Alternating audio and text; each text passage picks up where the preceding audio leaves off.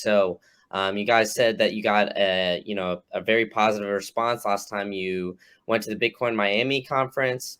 One thing that I've noticed is that the Bitcoin space is very encouraging to entrepreneurs and to people just educating, and I've really enjoyed being in it. Just following as an outsider and making connections this past year when I've been creating content as well. So what has been your favorite part of being a part of the Bitcoin community?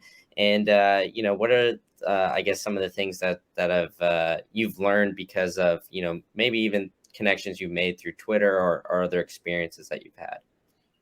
Want me to go first? Sure.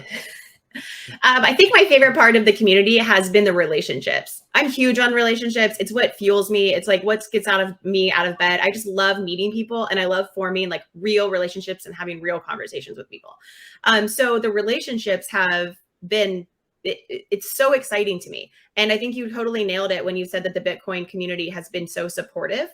And I would use that word to describe them as well. And it seems like we have brought like true passion and a true desire to educate, people's families or educate, kids and adults. And it's well received. I think people, because they know that our intentions they're really true.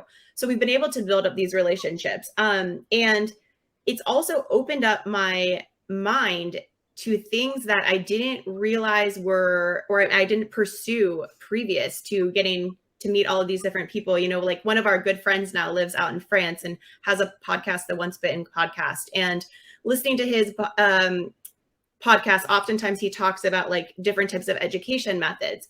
And being an educator myself, I really only believed in traditional education, but for meeting him and meeting other Bitcoin families, a lot of Bitcoin people are, thinking outside of the box, which I applaud. And there's things like unschooling and different types of homeschooling that I didn't really know existed before. So I'm so thankful for that. And without those relationships, my mind wouldn't have even known about all these other non-traditional types of education that are working for people. And it's working really well for them. And so that I'm grateful for, like we can educate people through our products, but in return, I'm also educated by our relationships. It's unbelievable. I mean, the people that we've met with it's definitely changed. My answer would be the same. It's the people. You alluded to it in some of the things you were saying. Just being able to, reach out to people, just like we had never met before. Just kind of quick DM, hey, I think you'd be interested, and boom, here we are today.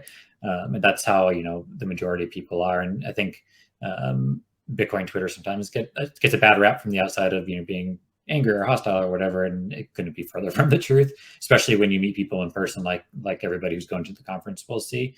That those little interactions were for us the tipping point of being able to say, okay, this isn't just a fun side thing anymore. Like we can build this into something that's going to let us live the life we want to live going forward and for our family. And so being able to interact with people from across the world, like it's mind-boggling to think of all the places the game's gone over the past 2 or 3 weeks.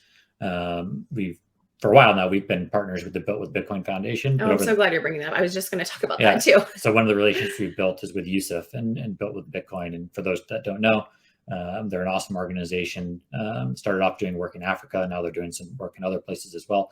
But they're using Bitcoin to build schools to be able to teach not just about financial education in Bitcoin, but truly just schools for these villages in Africa. I believe they have 6 of them that have been built over the past few years. And so over the past 2 or 3 weeks, Yusuf and the team have been down there. They've had our book and game with them to leave at the sites, been sharing videos and pictures. And it's crazy to think that some random thing that came out of our heads is now, sitting on shelves and in a schoolhouse in the middle of Africa somewhere that, we could have never imagined, but it's helping these kids and these families who many of which don't even know English, but they're translating it and being able to learn from it. And it's kind of crazy that, just reaching out to somebody on Twitter one day could lead to that sort of interaction and being able to see something that we created in some far off place that we hope to visit someday soon.